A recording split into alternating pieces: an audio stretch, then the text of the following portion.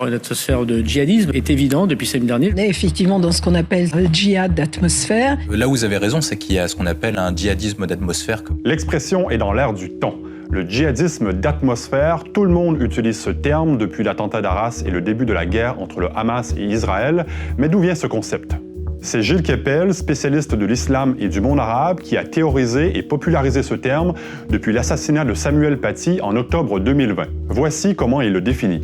C'est-à-dire qu'il n'y a plus de donneurs d'ordre. Il y a d'un côté des entrepreneurs de colère qui vont désigner des cibles, par exemple le professeur Samuel Paty, et vous aurez d'autres personnes qui se seront déjà radicalisées en ce sens sur le web ou à travers des sermons particulièrement virulents et autres, et qui vont décider de passer à l'action. Pour Kepel, une nouvelle génération de terroristes est donc née après le fonctionnement plutôt pyramidal d'Al-Qaïda ou en réseau de Daesh. Désormais, des individus isolés, préalablement radicalisés, s'en prennent à des cibles désignées sur les réseaux sociaux.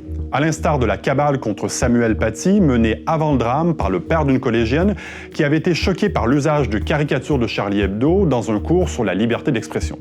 Pour Gilles Kepel, la loi française est insuffisante pour contrecarrer ce type d'attentat.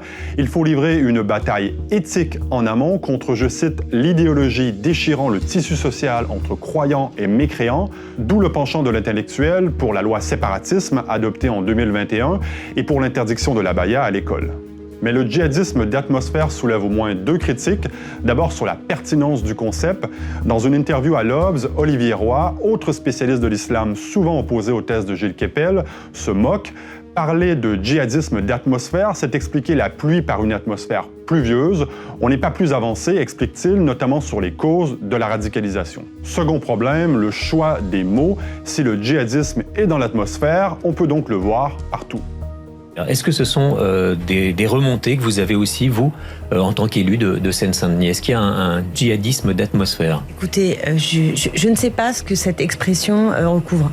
Je me méfie. Si vous me demandez, moi, ce que j'entends dans ma circonscription, c'est aussi beaucoup d'angoisse que ce climat-là se traduise par une chasse à l'ensemble des musulmans qui seraient suspectés de, justement, préparer le djihad, qui seraient des terroristes en puissance. Un terme inflammable, donc, et aussi malléable.